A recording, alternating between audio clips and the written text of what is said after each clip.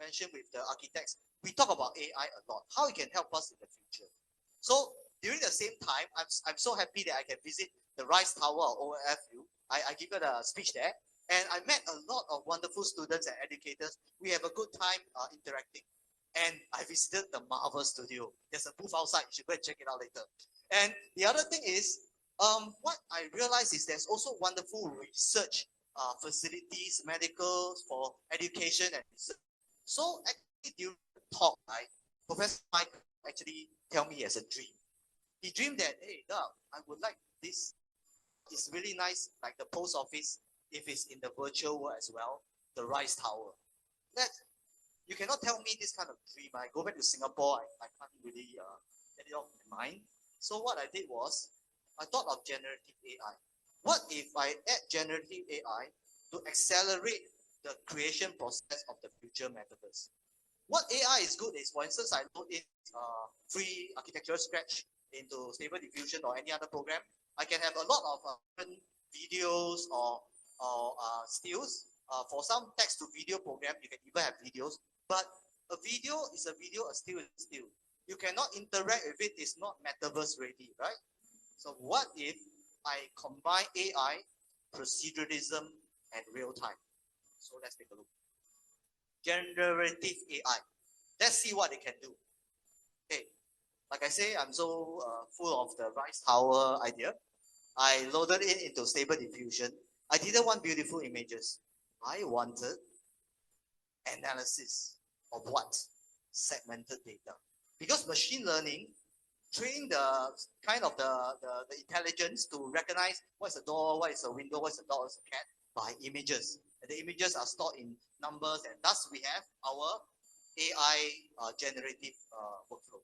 But I realized there's another thing. I didn't collaborate with the Marvel Lab or OLFU for this project. I find there's so many things on the internet. I kind of look for many photos of the Rise Tower. There's also a Google map, there's dimensions as well. So let's have a go at it. So what did I do? I cut out areas of the Rise Tower. I run it through the AI to give me the segmented data. So this example, this is a facade of sliding windows. Okay, this is a segmented data. What is really good about a segmented data is it looks like the real thing. It represents the area and so forth, but it's still a still image. What I did was I took it further. A new pipeline, AI, proceduralism, and real time. I will show you how it works. Okay, this is the Rise Tower facade. I loaded in segmented data. In fact, I took it further. I loaded in all kinds of segmented data. This is the Rise Tower facade that has many other possibilities. And let's look at a Rise Tower full height window. This is not a normal model. It's created by a segmented data from AI, a full height window of the Rise Tower. What is cool about combining it with procedural technology? The curtains, I can adjust flexibly how much I open and close it. Why? If you look at a photo of the Rise Tower, not all the curtains are open, not all the curtains are closed, and they are all in all sorts of fashion, like human nature. I'm a very efficient person. I don't like to do things again and again. I created an automatic system. I wanted 20 ways of opening and closing the curtain. With a click of a button, 20 models are generated and 20 thumbnails, so I can choose. Okay, I'll show you how it's done. 20 ways of opening and closing the curtain. I choose 10 best ways of how much curtain to open, visually, artistically choose. I load it into the system. You can just imagine the combination are endless. And it's a fun process. It's an artistic process. And I'm designing the Rise Tower aesthetically about, hey, what look and feel I want is just a fun process. But sometimes we want to kind of do things manually. So sliding windows, you definitely want to slide them. So I'm sliding it open, sliding it closed. I'm not directing the amount of curtains opening and all that. It's a fun process. So I'm doing it on the facade. I'm doing it with the full building realized. And this pipeline created a metaverse ready model. So let's launch it to Unreal Engine.